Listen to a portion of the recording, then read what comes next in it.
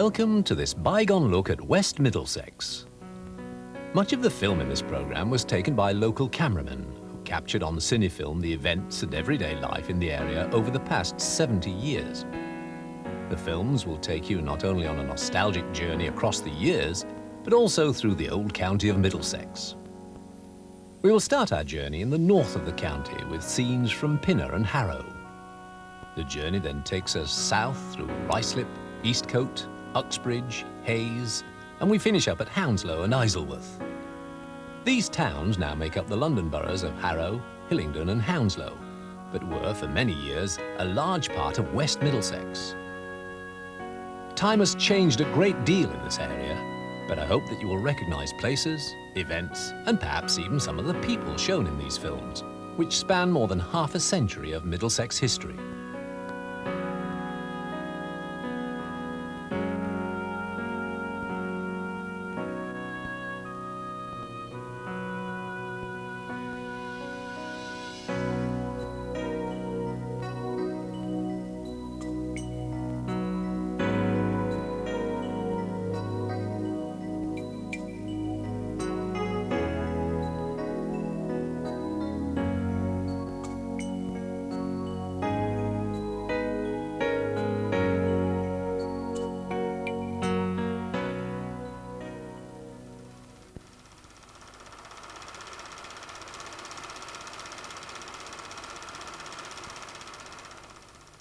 Pinner Fair has been held during the first week in May for many years.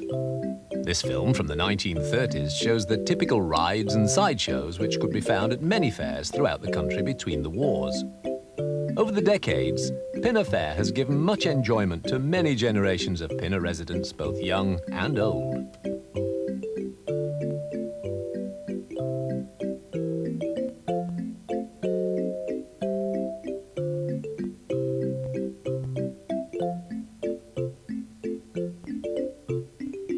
One of the sideshows which is shown in this film announces the appearance of the fattest girl in the world, but unfortunately we're unable to see exactly how much she did weigh.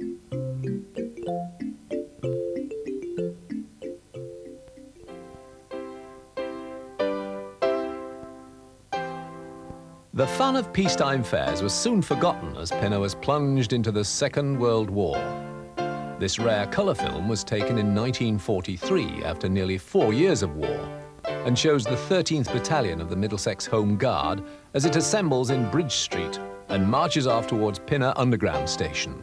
The 13th Battalion was based in Northwood Pinner, and although this film was probably taken in the early morning, the lack of traffic makes a marked contrast with the modern-day Pinner.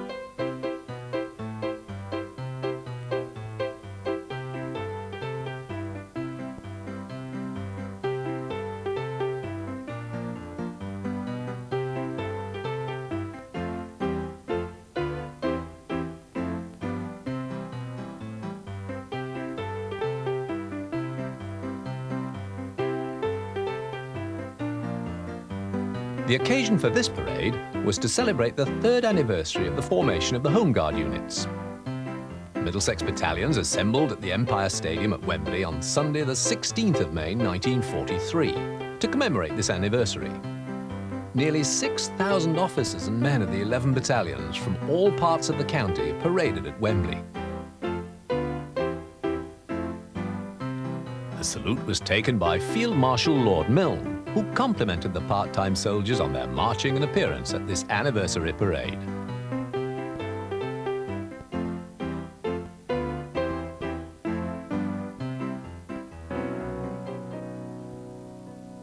By the end of 1944, the need for Home Guard units was reduced.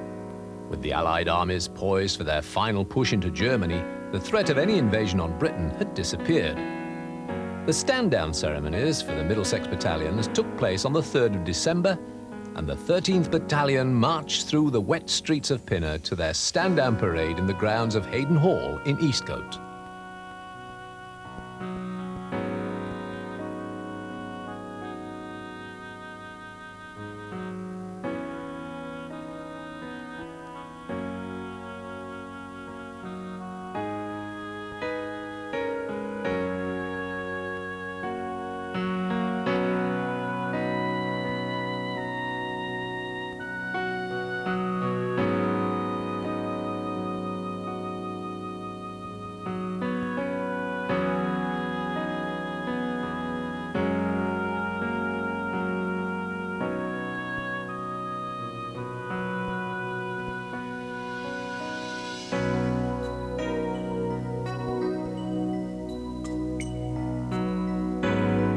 4 companies making up the battalion assembled in Joel Street with the battalion band and then marched to Hayden Hall, where they were joined by the Women's Auxiliary Air Force Band from Eastcote.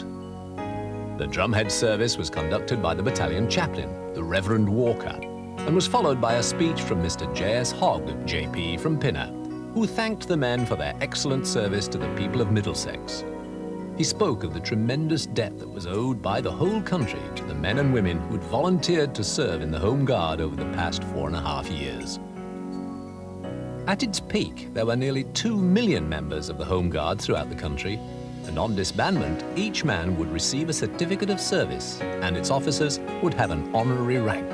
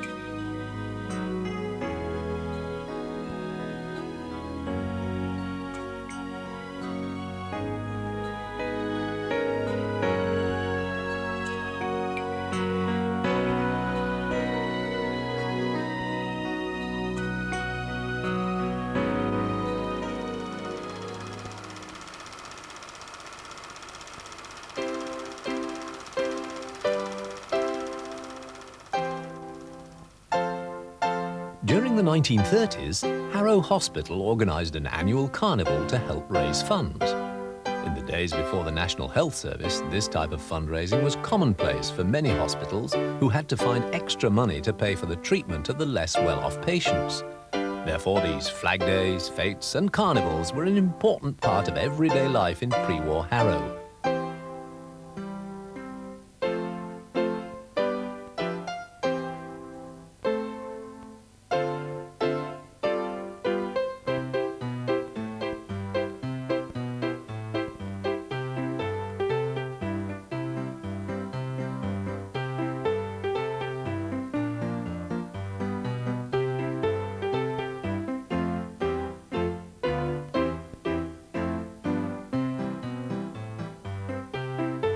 This parade is shown in Northolt Road, South Harrow, and was supported by many local companies and organisations.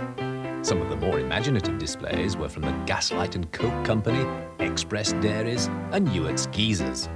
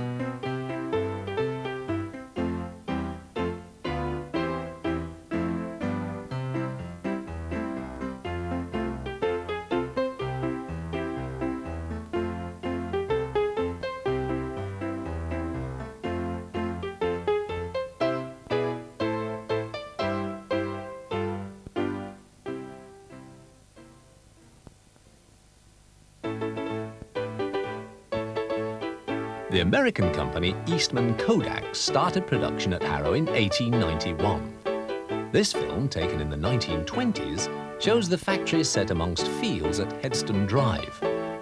Many generations of local people have worked at Kodak Limited, producing all types of photographic equipment and accessories over the past 100 years. These products were distributed all over Britain and exported throughout the world. You may remember using a Kodak bellows camera like the one shown here being assembled in the 1920s. Many millions of holiday snaps would have been taken on similar cameras over the decades.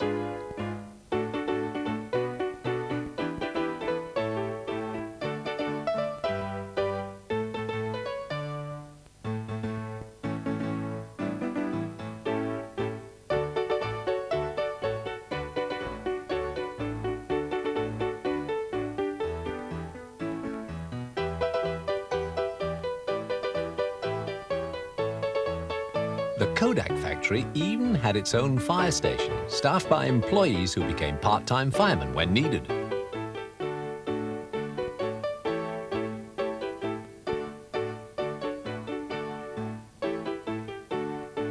Over the years, many Harrow and Wealdstone residents have come and gone through these gates during their employment with Kodak.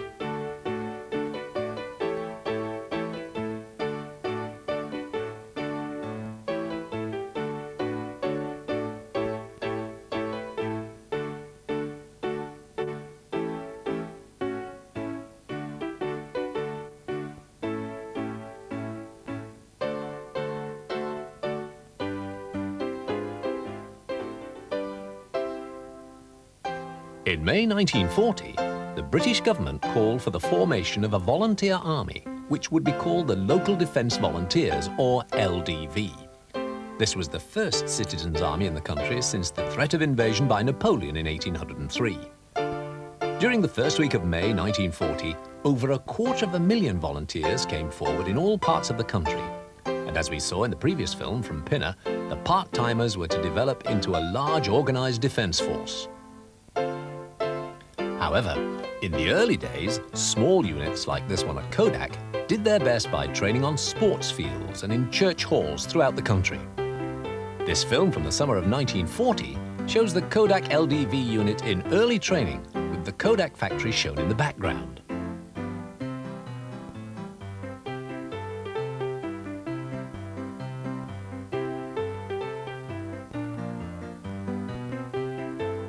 On June the 18th, 1940, Winston Churchill made a far-sighted speech in which he said, "The whole fury and might of the enemy must very soon be turned on us. Hitler knows he will have to break us in this island or lose the war. If we can stand up to him, all Europe may be free and the life of the world may move forward into broad, sunlit uplands." The LDV were given a new name by Winston Churchill in July 1940 and would now be known as the Home Guard. During that summer, which had seen the German forces advance through Europe and the fall of France and Belgium, the Home Guard trained with perhaps only one rifle per unit. Much of the army's equipment had been lost in France and during the evacuation at Dunkirk, so arms were in short supply as Britain prepared for the invasion that would surely follow.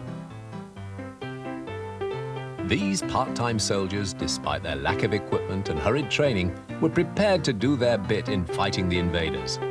Sometimes armed only with makeshift weapons, they were trained as quickly as possible to fight alongside the regular army.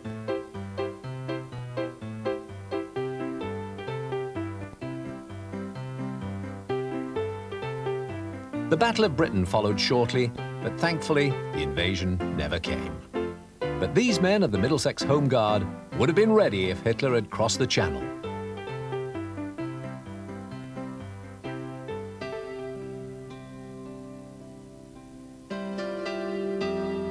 One of the area's most famous landmarks is Harrow School, which is situated at Harrow on the Hill.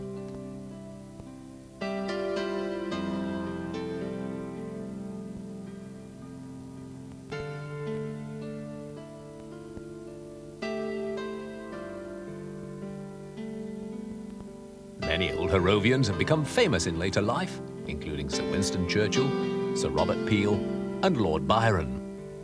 Founded in 1572 by John Lyon, following a royal charter granted by the first Queen Elizabeth, the school received a visit from the present Queen in 1957. This visit took place on March the 5th, and the Queen was accompanied by the Duke of Edinburgh. This was the first visit to the school by a reigning monarch since the Queen's grandparents, King George V and Queen Mary, visited Harrow in 1912. Queen Elizabeth and the Duke of Edinburgh were greeted by the school's headmaster, Dr. James, and in the schoolyard watched the ancient ceremony of Bill, which is the roll call of the students. During the day, the royal couple also visited the school library and St. Mary's Church.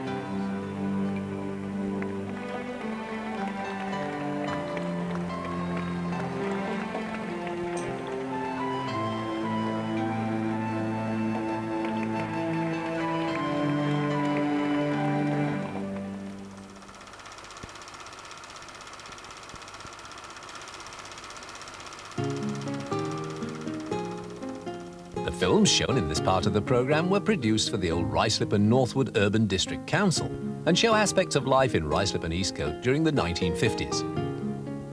This first film